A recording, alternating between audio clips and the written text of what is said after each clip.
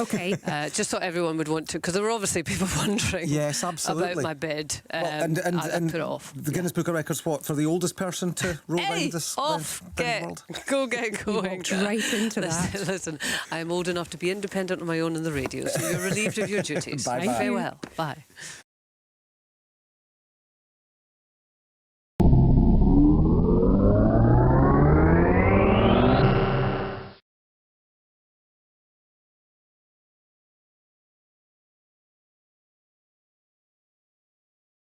Monday.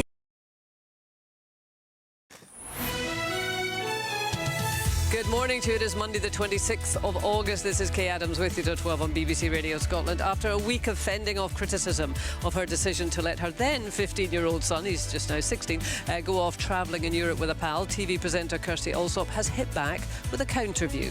We have to have a conversation about the fact that we are increasingly risk-averse and increasingly restricting the options our children have, and the impact is being felt. Well, is she right? She's also revealed that she's been contacted by social services for allowing her son to travel unaccompanied by an adult. Do we need to give our children more freedom, not less? 08085 92 95 00 is the number. Also coming up. Something strange going on. Something's wrong. Gloom in the room. Outside is the storm. All alone in the crib. Watching the tube. Yo, is that what I did? Did I see something new? Chills on your spine.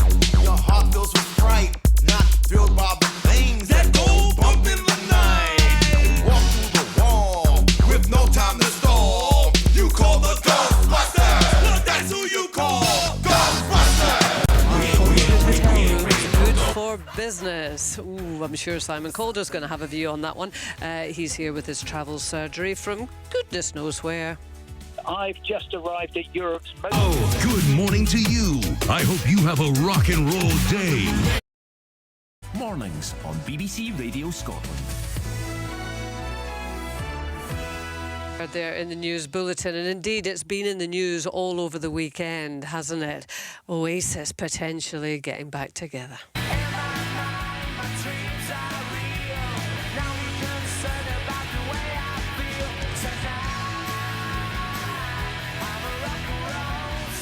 Yeah, well, I think we're expecting an announcement on their social media. Is it tomorrow at 8 o'clock in the morning? It's expected, yep. So we don't have long to wait to find out whether or not they have the notorious Gallagher brothers buried the hatchet or not, and will be reforming the band, playing gigs next year. So Oasis fans will be very excited, I'm sure. But were they really the best band of the 90s? I mean, really, were they? I mean, I've been looking back. Actually, the 90s were just far too cool for me. When I look back at all the bands in the 90s, I can't even think what would be my favourite. I'm sorry, I think I'm going for Celine Dion. But anyway, 80295, what was your best band of the 90s? Spice Girls, maybe with the Spice Girls 90s? Is that right? Yeah, the M People. Take that. Well, actually, I forgot about them. Maybe I'll go for them. Your favourite band of the 90s, whether or not it was Oasis or not. You can text us on 80295. Let's have some surprises here. Or you can give us a call on 08085 92 95 00. He's truly timeless. Elton John.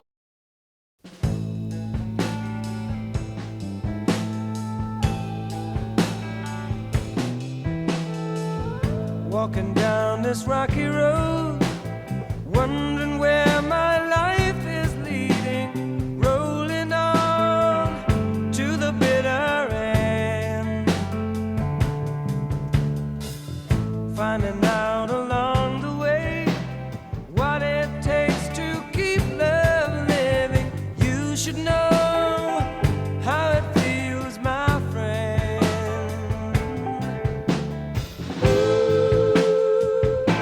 I want you to stay.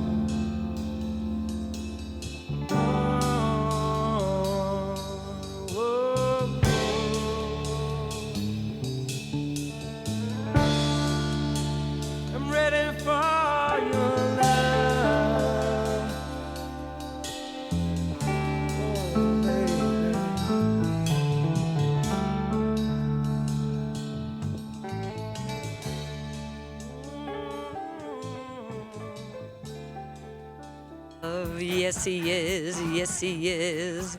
I wonder if Ruth Crilly's mum was ready for a picture of her daughter naked in front of a magazine straddling fellow model Sophie Dahl. I bet she wasn't. I bet she wasn't. It's one of the many stories that Ruth tells in her new memoir recounting her days as a fashion model in the aptly named Noughties. The book is called How Not to Be a Supermodel, and Ruth is with us now. Morning, Ruth.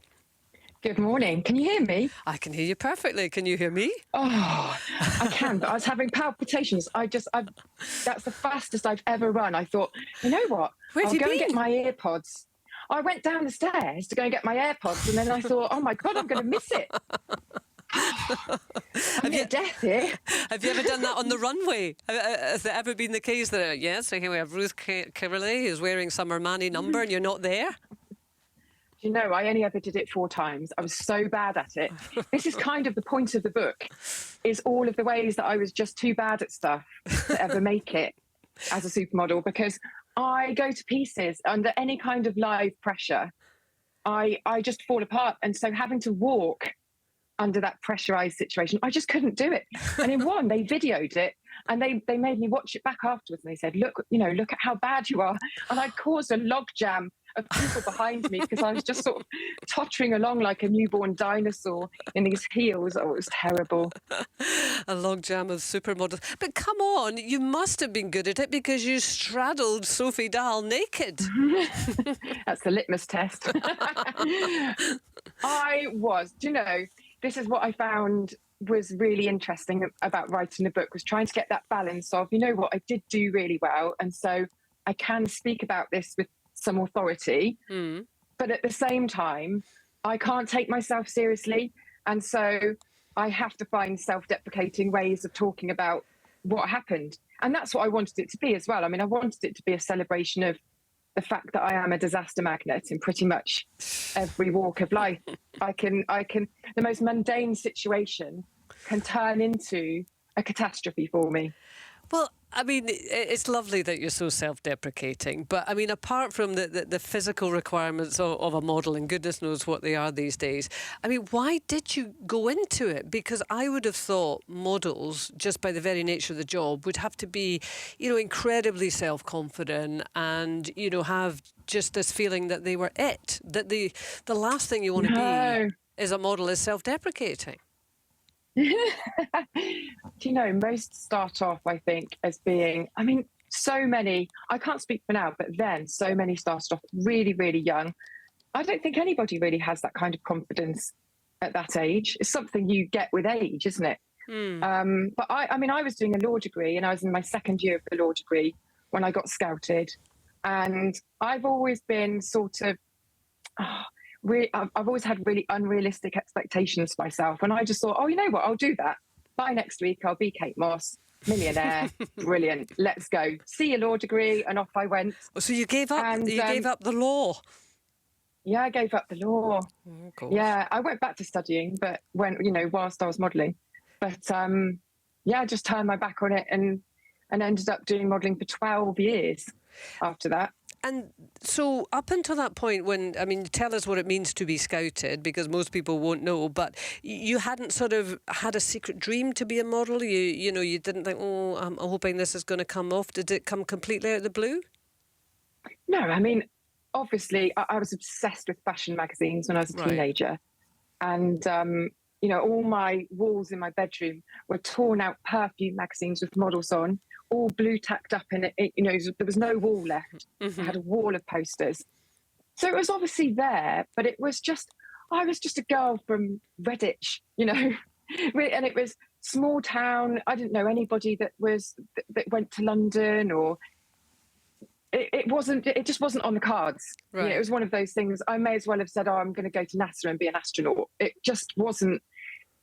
It just wasn't there. Yeah. And so... well, it wasn't on the cards until it was, and then... Until it was, yeah. And so when I was... I think I might have been drunk. It was at uni and it was lunchtime, so the chances are, in those days, in the late 90s, I probably was. The degree was going well, Ruth. Amazingly. So I dropped a Polaroid of myself, or a holiday snapshot, into a box in Topshop Topshop, and they were scouting, doing a nationwide search for a model. And I dropped it into there, didn't hear anything for months, and it had got stuck under this is what they told me, under the cardboard flap at the bottom. So where they'd emptied it out, nobody saw mine for ages. And then just one day I got a phone call saying, we'd love to see you. And, you know, in my head, that was like, yes, you're going to be famous. I've got a real knack of taking one thing people say and making it into something completely unrealistic. My husband will tell you. So how long did you model for, though? 12 years altogether. Right. So I mean, despite your protestations to the contrary, you were a successful model, Ruth. I was, yeah. I was doing okay. So did you enjoy that world? I did. Do you know, I couldn't have asked for a better, although it had its lows, I couldn't have asked for a better sort of life experience in terms of what it then prepared me for. I think it gave me, in a roundabout way, so much more confidence and so much more laser focus to know exactly what I did want to do with my life. And I don't think I'd have had that otherwise. And I don't think that I would have had such a sort of rounded life experience. I mean, I was thrown all over the world on my own, not chaperoned, because I was in my early 20s, so you wouldn't have been then. And just finding my way about. And sometimes, I mean, emails, people weren't really emailing when I first started modelling. There were no smartphones. There was no Google Maps. So sometimes I'd be, let's say, in Tokyo or New York, and I'd think not a single person in the entire world knows where I am at this minute. That is a weird feeling, isn't it? It's a weird feeling, but it's not one that you could ever have now. And in a way, it was quite a freeing. It was quite a feeling to have at that age, and the realization. And I do think that those experiences have built the person that I am now in my 40s. I mean, it's interesting to hear you talk about that aspect of it, because often when we speak about modelling, particularly with young women, we talk about, you know, the sense of rejection, the judgment, you know, conforming to a sort of physical shape, and eating disorders and God knows what else. There's all sorts of really bad stuff that we talk about it. Did you encounter any of that, or did you manage to escape that? Yeah, so there's a real story arc through the book, through How Not to Be a Supermodel, about the darker side of it. But I have to say, I feel that I didn't have a grim experience, and I didn't want the book to be a grim book, because I mean, I couldn't write for anybody else, so I couldn't write about anybody else's experiences, and I wanted it to be just mine. And I do mention in the book a lot about how I wasn't thin enough, or I never felt quite thin enough. As soon as you went abroad, I mean, I must have been, I don't know, a good stone lighter than I am now. And I'm still slim now in my 40s. And I would still go abroad to Paris or to Milan, and I'd be way too big for what they wanted. So those experiences happened, but at the same time, I had brilliant experiences. You know, I loved being on set, and I loved being part of a team when we were creating something amazing, and I got to travel. And so that's why the book really is the highs and the lows, you know, of that decade and a bit. Yeah, well, it's good to get a more rounded view of the experience. And funny, you were talking about, you know, at a young age doing all these remarkable things. In our phone in this morning, we were talking, I'm sure you're aware of Kirsty Allsop's story and her son going off into railing at 15. So we were talking about what age do young people get independence and how do you build confidence. And you in your sort of early and mid-20s would be in situations that most people would never ever face. But am I right in saying, despite the fact that so many people that would be a dream, your dream is what you have now achieved, which is to be a writer? Yeah. So when I left the law degree, I kind of wanted to write before I did law even, but, you know, the school system then was very much, if you were good at your grades, lawyer or a doctor or some, you know, you had to have some kind of trade that you were going into ultimately. And so I was quite relieved to have left the law side a bit. And then I started doing writing courses with the OU. And then I did a literature degree with the OU. And then I did a master's degree in creative writing at Royal Holloway. And I did all of that, sometimes distance and sometimes in person. But I did it while I was modelling, because there was so much downtime at airports and in hotel rooms, and I was always on my own. So I did that. And then as modelling came to a close, natural close, I just wanted to write. But then I was blogging and social media just exploded. You know, I was one of the first through the door. I think it was 2010 when I started my blog, and social media wasn't even a phrase that people used yet. And that just sort of took off. And so I got sidelined. And now I feel like I feel really zen about it. I'm finally back in the place that makes me, you know, I feel really, really happy and sort of fulfilled, I suppose is the right word. Yeah, well, it's a brilliant arc. How Not to Be a Supermodel is the book by Ruth Crilly. But Ruth, before I let you go, I have twice mentioned you naked straddling Sophie Dahl. And if you don't explain what happened, people will just think I'm a weirdo. So could you please tell us what that was all about? I did a job for Patrick Cox, shoemaker, very famous shoemaker, and it was being shot by the American photographer David LaChapelle, who was also incredibly famous. And my agent phoned me up. There's a whole chapter in the book about this, which you'll love, and said, babe, you know, this is probably going to be the biggest job, you know, the life-changing job, the career-changing job. You will be naked with just the shoes on, but don't worry, it's being shot from the side. Nobody will see a thing. And famous last that wasn't words. ever going to be true. And then my mum, I completely forgot about it really, because it takes ages for stuff to come out. You know, it was months and months in between. And my mum phoned me up and said, just a little question about something that's on the front page of many of the papers. And I went out, she was livid. She was never angry with me, but honestly, I remember being really scared. And I'd left home at this point and I thought, oh, might not go and visit for a while. And there I was, completely naked. Sophie Dahl is in a towel, so she got off lightly. And there I am. Yeah. In all your glory. I hope it's the front page of the book, is it? No, but it's been in quite a few newspapers. It's been dredged back up, and I think my mum's gone into hiding. So. Oh, I'm sure she'll be very proud of the book. Yeah, she loves it. It's a real pleasure to speak to you. Thank you very much. And I have read excerpts of the book. You're a great writer. It's a real good read. How Not to Be a Supermodel by Ruth Crilly.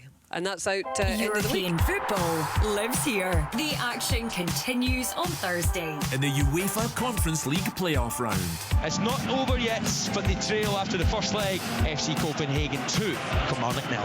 Kilmarnock versus Copenhagen. Live on Sports Sound from 6. Listen on your digital radio or play BBC Radio Scotland Extra. And Hearts in the Europa League playoff round. Oh, it's gone in the last seconds of the game. Victoria Pilsen 1, Hearts 0. Still, the tie is by no means beyond them. Hearts versus Victoria Pilsen. Live on Sports Scene, Thursday night from 7:30. Watch on BBC Scotland and iPlayer.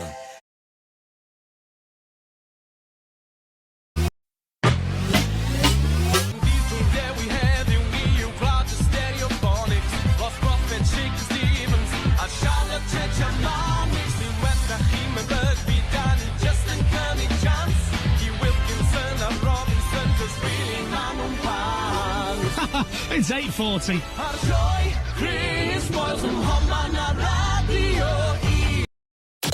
Radio. The Chris. 10:25. Best band of the 90s, anyone? Come on, anyone getting in touch? 80295. I don't know, maybe we should go for best voice of the 90s. Well, I mean, we could narrow it down. It was either Whitney Houston or Celine Dion. Am I right or am I right? 80295. Are there any contenders, any other contenders? Not Liam Gallagher, is it? Oasis, of course, we are expecting to announce tomorrow are going to reform. Many people see them as the best band of the 90s, but I'm sure you know differently. Your best band, or indeed best voice of the 90s. 80295. Still to come this morning. I've just arrived.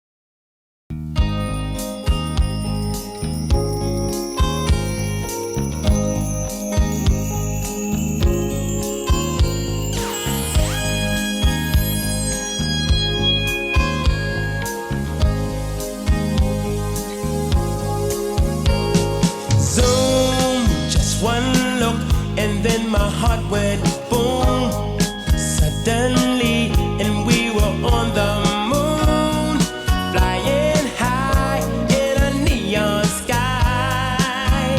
Oh, bang, just one touch and all the church bells rang. Heaven called and all the angels sang. Sunrise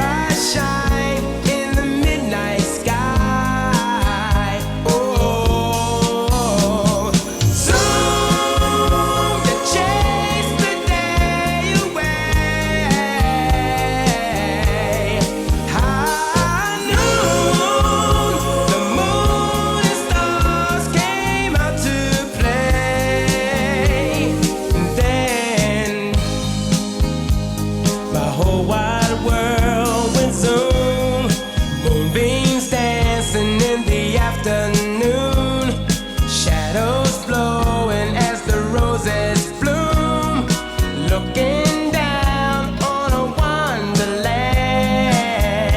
Oh, smack, just one kiss and I was out of whack. All at once there was no turning back. Oh, so far above the brightest star. Oh, soon you chase the day away. High noon, the moon and stars came out to play. Soon to chase the day away. High noon, the moon and stars came out to play. And then my whole wide world went so. I touched the rainbow as we went flying by. Faster and faster, we were higher than high. For once in my lifetime, I was finally free. And you gave that to me.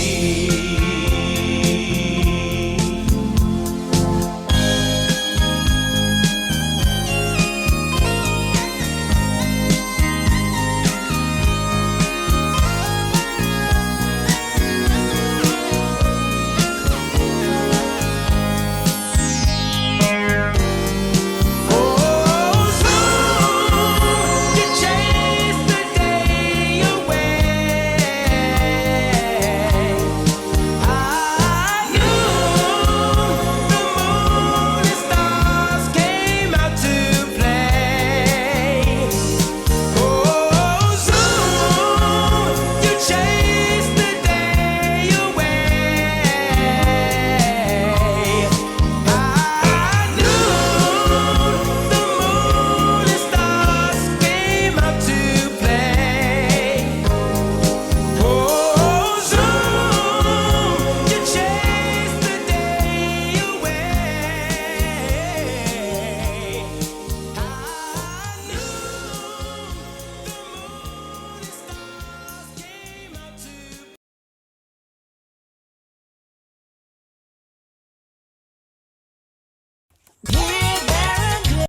Is everywhere on BBC Radio Scotland. Best band / voice of the 90s. Francis is going for Marty Pellow and Wet, Wet, Wet. Good shout. Yes, let's not let Oasis crowd out this conversation. Who was your band / voice of the 90s? 80295. I wonder what travel expert Simon Calder will say to that. He's here to talk about travel, of course. Go on, Simon. George Michael. George Michael. Was he 90s or 80s? I'm just having a wee look. Wham were 80s, but Wham I were mean 80s. George Michael was just Yes. brilliant all the way through. So I'm gonna have him. Yeah, no, I'm having him. No, I'm having him. I'm having him, Simon. You can have to have somebody else. Well, No, okay, but Marty Pellow, yeah, Yeah. good. Well, hang on. Yeah, I like that. Somebody's coming in with Angela and Clarkson says the best band of the 90s was the Stereo MCs. Saw them several times. Live shows fantastic. Never rated Oasis. Only thing I can say is they were a great Beatles tribute band. Oh, couldn't care less if they come back together or not. Oh, Angela's throwing the cat amongst the pigeons, isn't she? Yes, exactly. Oh my goodness. No, but yeah, 90s weren't a great decade as far as I was concerned. But there we are. Maybe I was too much a child of the 60s and 70s. Yeah, well. So, Simon, where are you, first of all? We always love to know. I'm at Paddington Station in central London. love Last your week I was at stations. King's Cross. I've moved 3 miles west from there. But lots of problems, I'm afraid, for lots of travellers. Anybody, it's public holiday in England and Wales. And if you're heading south of the border, well, good luck. You tell me a form of transport and I'll tell you the chaos that is happening to it. Got lots of rail problems. East Coast Main Line seems to be sort of working okay mostly, but overrunning engineering works from Inverness means that the train to London King's Cross is starting at Perth instead. And if you're going on the West Coast Main Line, well, good luck with that. Entertainingly, perhaps, they've got work associated with HS2 at Euston, even though it's been cancelled at Euston. But they're still carrying on with the engineering work. There we are. So, yeah. So the West Coast Line, is it all to do with engineering work, Simon? No, they've got various closures at various bits for various elements of work. But that's the stuff we kind of knew about. It's all the extra stuff which we didn't know about. And anybody who perhaps was in the London area trying to reach an airport last night, well, I think we had a complete set of rail failures. From here to Heathrow Airport, that line was closed because of streamers from the Notting Hill Carnival. We had a broken rail at Harlow stopping the Stansted Express. Going to Luton or Gatwick, there were multiple problems on the Thameslink line. So it was a really good example of why, if you can possibly allow a few hours, you were going to be glad that you did. Oh well, not good news today. Well, Simon, let me just give out the numbers because you're taking calls as ever from 11 o'clock. Lines are open now. 08085 92 95 00. If you're trying to get somewhere and you're having problems, well, Simon is in the thick of it. But maybe it's a trip you've got planned for later on in the summer or the year, whatever. If you need a bit of help with the planning of that, Simon's here to give you his advice. And also, if you've had a bit of problems with a trip in the past, and more we're getting those kind of questions, then, you know, give him a bell. You can also text 80295. Simon, can you help us out on? So we were speaking on the phone in about at what age young people should have independence. You know, you've probably heard the story about Kirsty Allsop's son going into Reading at the age of 15. Right. What's the legality around that? I mean, is there anything legal to stop you travelling abroad when you're 15? It is actually incredibly complicated, I'm afraid. So it depends where you're going. And look, it's fantastic. I think what her son did was absolutely great, and I would very much encourage my teenage daughters. They're not teenagers anymore, but I would have said if you're going on Interrail with an older friend, then that is about the safest thing you can do. You're travelling on safe trains. You can make all the arrangements in advance. I thought it was entertaining that she said in one of her social media messages, Kirsty Allsop said they now know all the differences between all the McDonald's around Europe. Yeah, you just need to be absolutely wary of all the usual stuff, but there's no reason why you shouldn't go there, except, as you say, legally. So, for example, if you were heading to Portugal, you've got big problems with anybody under 17 has to have basically a legal document signed by their parent or guardian. If you're going to Germany, that's a really good idea. Wherever you're heading, there are likely to be possible issues, but of course with the Schengen area, once you get into Europe, then you're generally not having your passport checked. So if you can get into the first country, you're probably all right. Right, okay. Yeah, my daughter went to Portugal at 17, and I had to sign a letter to say that I was happy for her to do so. So that's a particular country, but then that depends on your point of entry. Once you're actually in, if you're in that Schengen area, then you're going to be okay. Thank you for that, Simon. Right, we'll let you get you settled with a nice cup of coffee to take our calls at 11 o'clock this morning. That's Simon Calder, our travel expert. Anything to do with travel, he's your man. 08085 92 95 00 is the number to call. You can also leave a voice note on that, or indeed a WhatsApp message, and you can text 80295. Here's the Waterboys.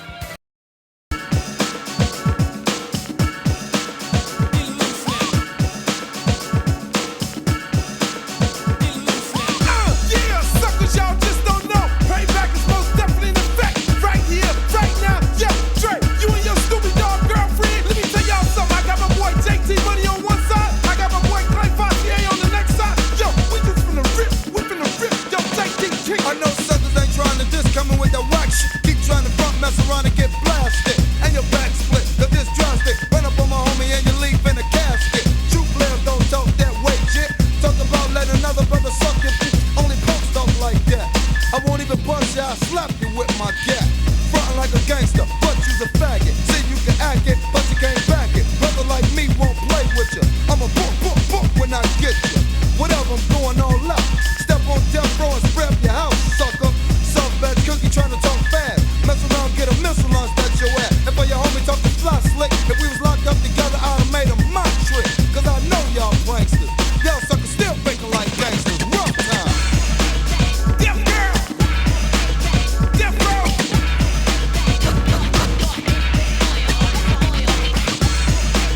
Death row.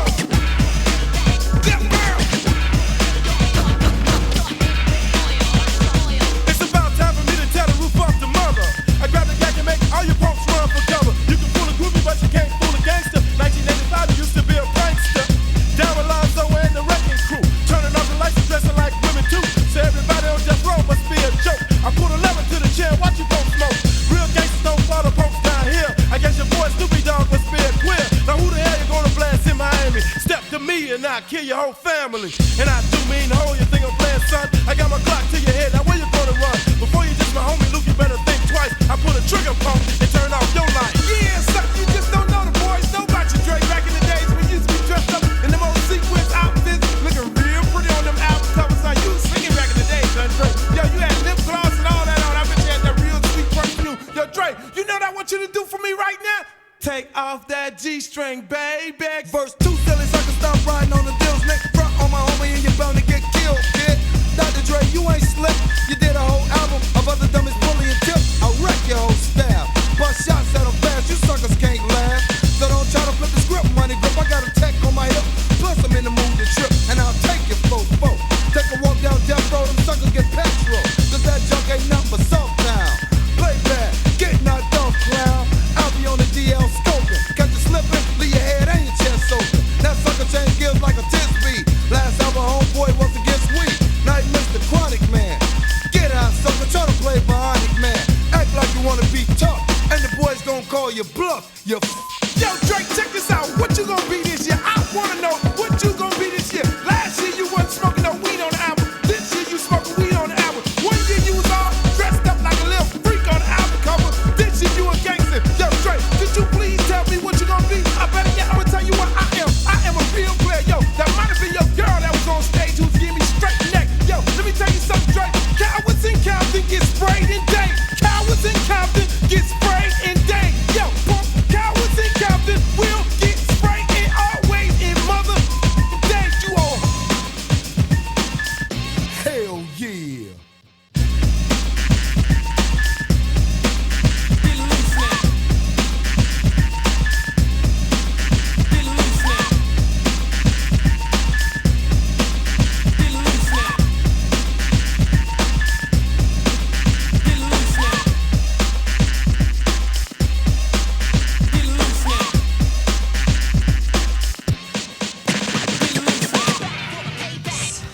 They don't qualify for our best band of the 90s because, of course, they were the 80s, weren't they? They were just a little bit too early. We're looking for your best band / voice of the 90s. This is on the back of the news that Oasis are more than likely reforming. They're teasing it out, aren't they? They're milking it for all it's worth. In terms of best voice of the 90s, we've had a vote for Marty Pellow.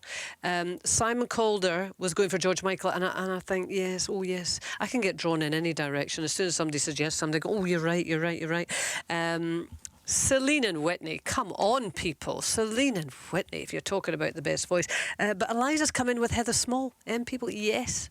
Fabulous voice as well. Keep them coming. Best voice / best band of the 90s. Hang on.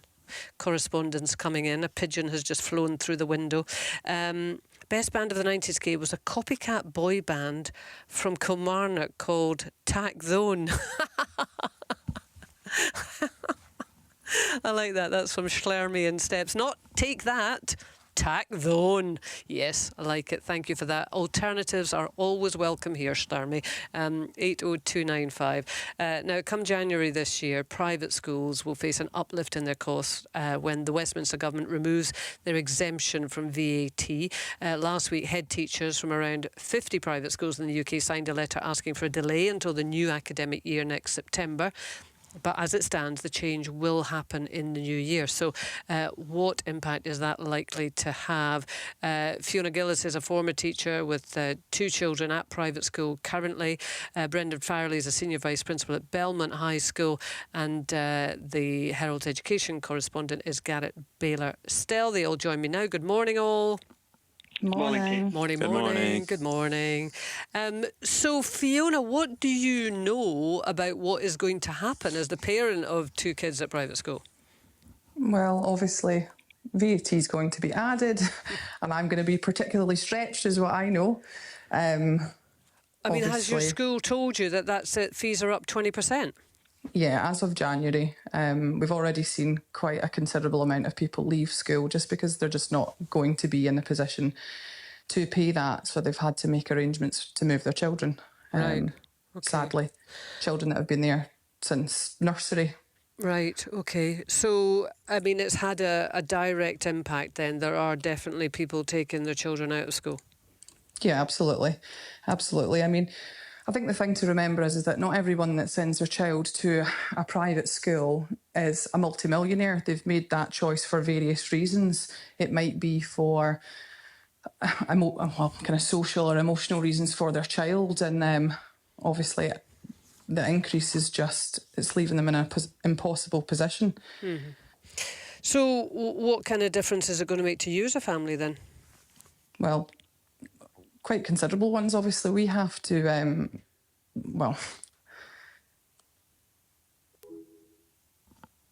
Oh, I heard that ding there. I think we might have...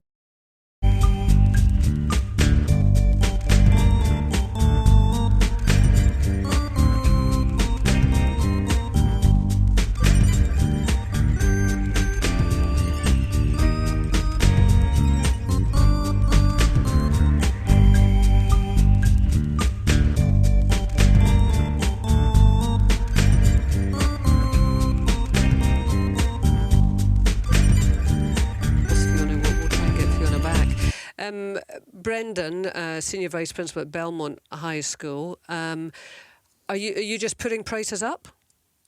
It's at Belmont House School, okay? At the moment, we're looking at it. I think it's inevitable. It's something that all independent schools are going to have to look at. If this is brought in January, then there's 20% on fees. That's something that's going to impact schools. So it's something that we'll inevitably have to look at. We haven't made that decision as yet. We're hoping that the government will listen to us and try to maybe phase this in. We were only told about this in July, actually during the school holidays, and we were told that it was going to be January. We've asked for it to be phased. If they do bring it in January, as you've already alluded to with your last contributor, pupils may leave. Now, the aim of this for the government is to save money.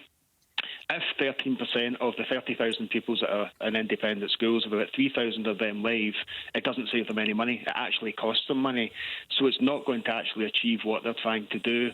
So we're trying to get this message across over to them. If they're determined to do it, at least look at phasing it in, because it is going to have an impact on schools. And why would that help, phasing it in?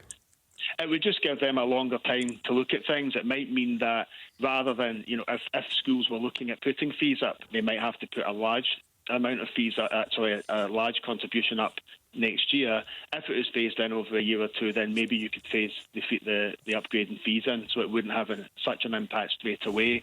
Also, it means that schools have a bit more time to do it. If this happens in January, it means that some schools, unfortunately there's already been 2 that have been impacted by this partly, might have to close straight away, and that has a huge impact on staff. It has a huge impact on pupils who then have to try and find other schools. And the other big important point of this is that not all councils have capacity for this. It's Belmont House Schools in East Renfrewshire. They don't have capacity to take in extra pupils. So where are these pupils all meant to go? I mean, this has been discussed, obviously, for a number of months, because it was very much part of Labour's manifesto in the run-up to the general election. So it has been on the table. I mean, have you had parents saying that they are going to withdraw their children? So far we haven't. We've obviously been consulting parents from the start of this. We've been making them aware of this. So we've been telling them what's happened. We've been telling them what the government's saying at the moment. We are in a situation at the moment. We haven't had any parents turned around and said, no, we're definitely leaving. We're obviously keeping an eye on it. But clearly they are concerned about it, yes. Yeah. I mean, Garrett, to bring you in, clearly this has been a contentious policy since it was first sort of mooted. And I mean, that is back earlier in the year. And, you know, as has just been expressed there by Brendan, the fear is that, you know, a significant number of pupils currently educated in the private system will just leave, and then they will put the pressure on the state system. But interesting that he's saying that actually no parents have as yet expressed that intention. No, I'll have to wait and see what's said. I mean, do we know whether or not there is going to be this major withdrawal of children? Do we have any early indications? Because January is not far away.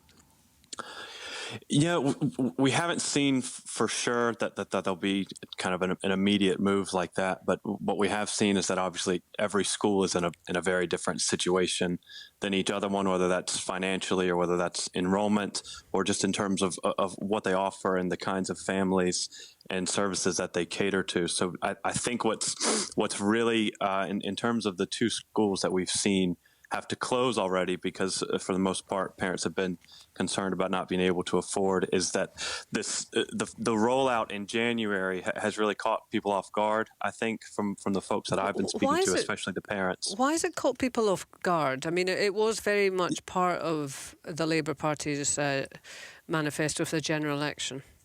Yeah, so much of the earlier discussion was that it would be coming. I mean, it was a big part of the manifesto, obviously, and it was discussed for a long time. But that January date didn't come in until the summer firmly.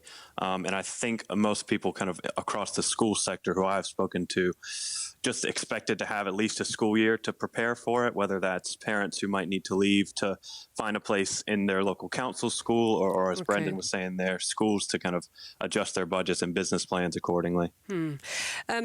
Talking to Brendan and certainly Fiona, and I think we've got Fiona back with us, the fear is that, you know, the 20% VAT, that schools will just whack that on top of the fees, and parents like Fiona will find themselves with a substantial increase.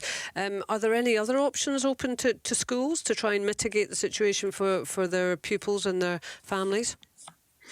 Well, you'll see, obviously, like we were saying, different schools are in very different financial positions. So we've seen some schools in Edinburgh who early on said that they would be raising fees. That was kind of part of a program that they were already doing to start putting fees up. When we had a few of the schools close here, we actually saw pretty quickly other schools, maybe not directly nearby, but a few independent schools, maybe 45 minutes to an hour away from the one that closed in Perth, were immediately offering first quarter fee waivers for families coming from that area. They were offering free transport. So you'll obviously see that different schools are going to be able to swallow this a lot differently. And I think, kind of to Brendan's point, being able to be in a position to make that decision quickly isn't one that all schools can share. Brendan, whether this is January or it gets delayed in some way, it does seem that the Westminster government seems intent on pursuing this policy. So you are going to have to reposition. What can you do? Our main thing is our main focus is to help the pupils as much as possible. So, you know, already we do give a lot of assistance across the independent schools in Scotland. There's about £56 million of assistance given to pupils and scholarships and things like that. So rather than, you know, necessarily putting on a 20% raise in fees, you would look at, is it possible to do this gradually, etc. What we've found as well is that during COVID we saw this, and during the cost of living crisis, lots and lots of people, as Fiona had mentioned, lots and lots of people make sacrifices to go to send their children to independent schools. There's an idea, there's a misconception that, you know, it's all rich pupils and rich parents with lots of money. It's not all rich people, but there are people who send their kids to private school who do have a lot of money, and that's part of the reasoning behind this, isn't it? I think so, and I think that the main aim from what Keir Starmer's trying to do is really trying to hit a lot of the schools in the southeast of England, where there is a lot of the parents there do have a lot of money. That's not so much the case here. So it's really trying to help those pupils, because the impact of it can be huge. You know, even things like the mental health of pupils who have come here because maybe the state sector wasn't best for them. So their parents have made sacrifices to send them to an independent school with the small school sizes, etc. So our focus is to try and do the best that we can for parents and to work with them to try and do this. We're also speaking to the government, and I know that the Scottish Government, most of the Scottish Government, this is not something they want either. They have not said that this is something they believe in. So it's very much something that Keir Starmer's looking at, and he's basing it on England. Right. So, I mean, I don't know, Garrett, is there scope for the Scottish Government to opt out of this, or would this have to be UK-wide? It would have to be UK-wide. The way that it's rolled out, the way that it's being implemented is something that the UK government has control over. There's not been, as he's saying there's not really been much talk from the Scottish government about trying to push back on it directly, but nobody's really come out in favour for it outside of the Scottish Labour. Yeah, I mean, I'm just looking Fettes College in Edinburgh, and I know that you were talking there, Brendan, about this being, you know, designed to hit schools in the southeast of England, and it's a different picture up here. Fettes fees range between 10,000 and 14,000 per term.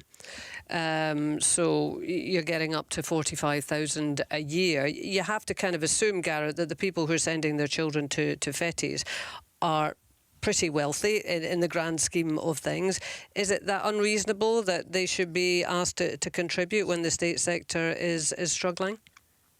Yeah, I mean, I think that's 100% the point of the policy, and these are the types of families, and those are the types of schools that you would imagine.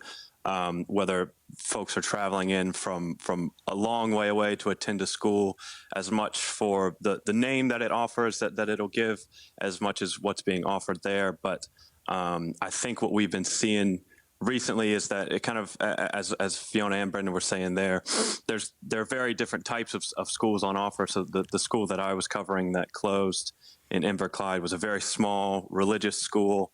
It had been kind of struggling for role recently as families were dealing with the cost of living crisis most recently, and obviously the tuition was much lower than what you quoted there, and so even the 20% increase wouldn't be tacking on all that much, but it was in a position basically where there were just enough families who were saying they wouldn't be able to afford it, or at least they wouldn't be able to tell by January if they could afford it, that they were going to be leaving, and that was enough for the school to decide that it had to close on top of its other financial issues. But there certainly are schools who will be able to swallow this, that's for sure.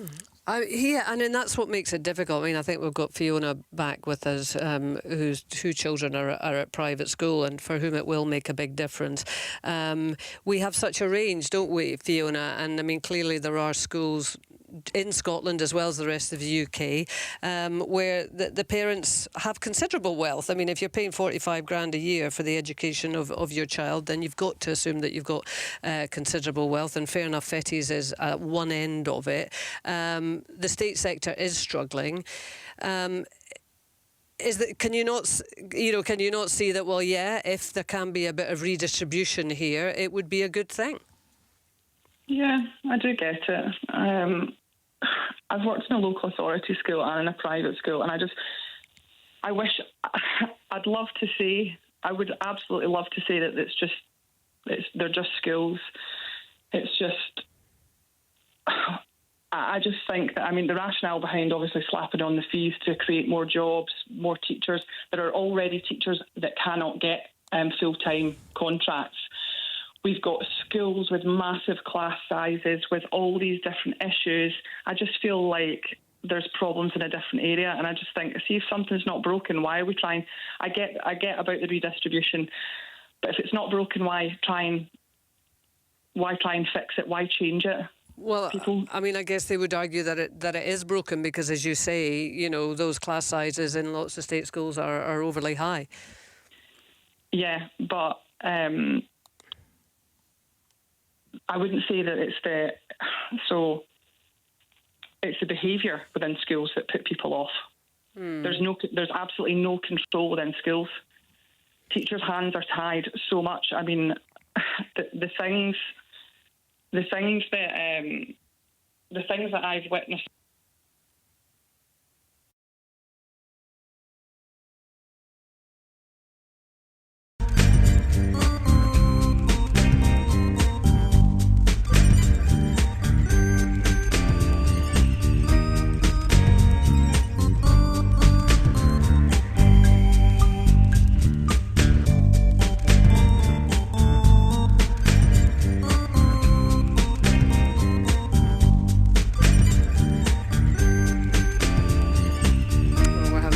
With Fiona's line there, unfortunately.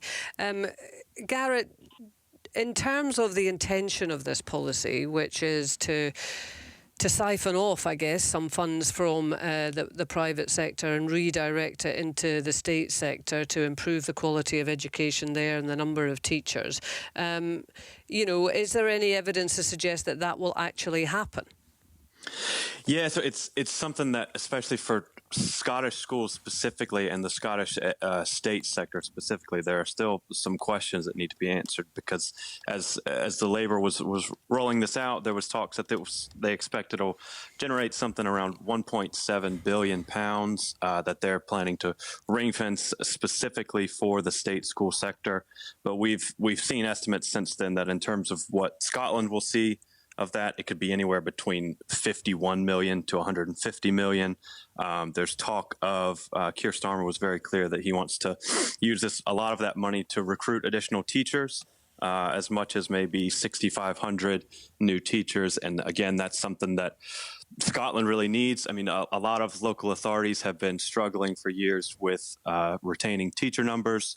There's been a big push from the Scottish government to try to provide different incentives and in some cases more like different punishments for local authorities that aren't maintaining those numbers. So obviously getting more teachers in classrooms is a big push. So it'd be interesting to know how many of those teachers will be here as opposed to kind of, as Brendan was saying, where a lot of this revenue might be coming from in these big southeast of England schools with a lot of heritage and a lot of wealth behind them. But we don't know the details of the redistribution, but I mean, Brendan, if you have an extra between 50 and 150 million going into the school sector, state school sector in Scotland, is that not going to be a good thing?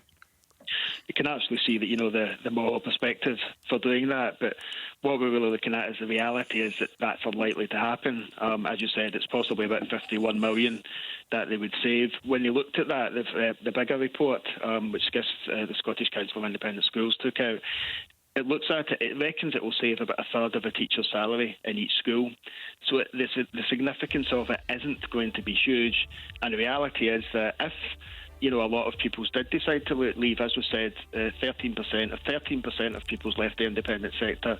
They no longer benefit from that because they then have to take these pupils into state schools. Yeah. They're then having to pay for those pupils, which they're not doing at the moment. But interesting that you say, Brendan, that none of your parents have at this point expressed their intention to do that. So I guess this is a classic. The proof of the pudding is in the eating. We will see how this one will pan out. Thank you very much indeed, Brendan Farrelly. Thanks also to Fiona Gillis and to Garrett Baylor-Stell. Travel surgery coming up after the news.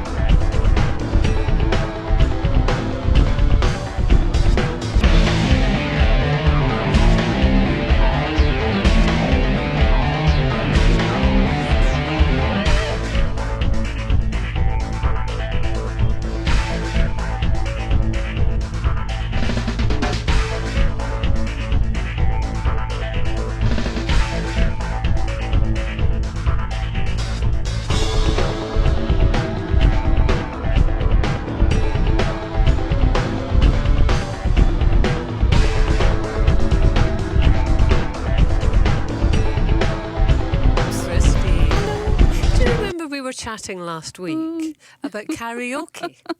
No. Yes. Well, let me I'm very refresh busy. your memory. We were Very talking busy. about Adele, who loves karaoke, Yes. and I said, "Do you love karaoke?" And you said, "Kay, I've never tried I've never karaoke." Never done it. But you said you'd love to, didn't you? I did then. And what did you say that your preferred song would be? Copacabana, Barry Manilow. Well